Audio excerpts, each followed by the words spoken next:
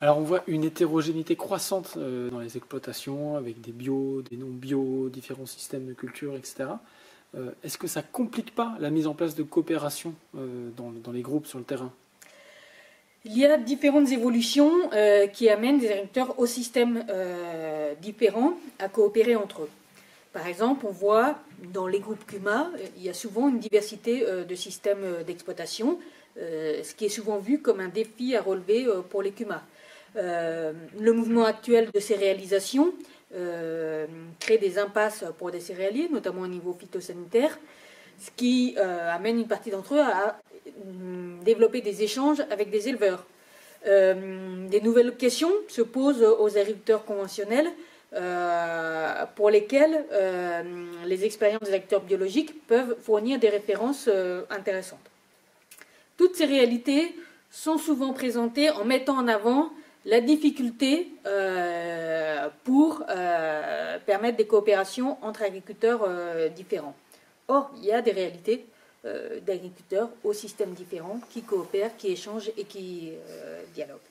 Mais de manière particulière, en raison en fait des enjeux sous-jacents à la coopération entre pairs. Pour un agriculteur, se rapprocher d'un collègue pour lui demander des informations, lui proposer une collaboration, c'est pas toujours facile parce que quelque part ça revient à lui faire connaître une difficulté, une incapacité à résoudre des questions par ses propres moyens. Donc c'est plutôt une posture qu'on va chercher à éviter. Comment ils s'y prennent pour gérer cette hétérogénéité? Donc on voit des démarches spécifiques, voire des tactiques de contournement chez les agriculteurs pour arriver à coopérer. Par exemple, ils vont plutôt chercher à profiter d'occasions comme une réunion professionnelle, la transmission d'un outil en CUMA ou des chantiers d'entraide en commun, qui vont saisir comme un prétexte pour s'informer, mais de manière détournée sur les pratiques de d'autres, sans en avoir l'air vraiment, sans être du coup dans une sollicitation directe d'information. Donc, parce que voilà, ces coopérations se bâtissent peu à partir d'initiatives de sollicitation directe, mais plutôt en profitant d'un cadre collectif pour aborder la question de manière détournée. Et puis une fois que ces coopérations sont mises en place, pour arriver à les faire fonctionner, il y a souvent des règles implicites qui sont mises en place, comme le silence, c'est-à-dire éviter de se retrouver à discuter de ce qui nous différencie. C'est souvent le cas en CUMA, où on voit en fait un évitement des sujets qui peuvent mettre en évidence les divergences entre agriculteurs pour maintenir les conditions de la coopération entre ces collègues différents. Puis il y a aussi des démarches explicites pour arriver à gérer l'hétérogénéité. Je prends l'exemple par exemple des chantiers en commun de récolte, où chacun du coup doit participer, mais en fait on a des groupes où la disponibilité est très différente d'un agriculteur à l'autre. Parce qu'il peut y avoir des pluriactifs, parce qu'il peut y avoir des gens qui pratiquent la vente directe, donc des activités avec une forte astreinte. Et donc, du coup, dans ces groupes-là, il y a d'inégales possibilités de participer à ces chantiers en commun.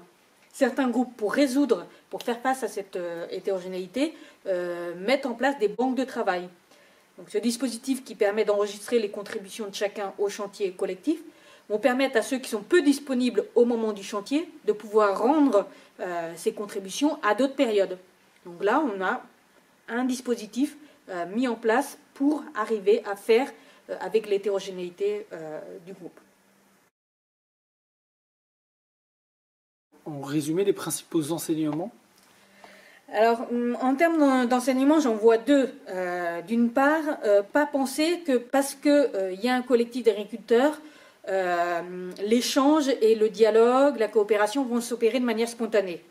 Il faut des conditions, un minimum favorable pour que cela puisse exister et se mettre en place. Et deuxième enseignement, parmi ces conditions favorables, de l'intérêt d'organiser des espaces formalisés de dialogue, de discussion, notamment où chacun est invité à exprimer ses besoins. Et donc là, on n'est pas du coup dans une relation asymétrique où il y en a un qui exprime besoin. Tout le monde se retrouve à la même enseigne à exprimer ses besoins. Et de l'intérêt du coup dans ces situations-là que les agents d'accompagnement soient des médiateurs pour permettre cette expression et les faire se rencontrer pour faire émerger la coopération. Ok, merci beaucoup.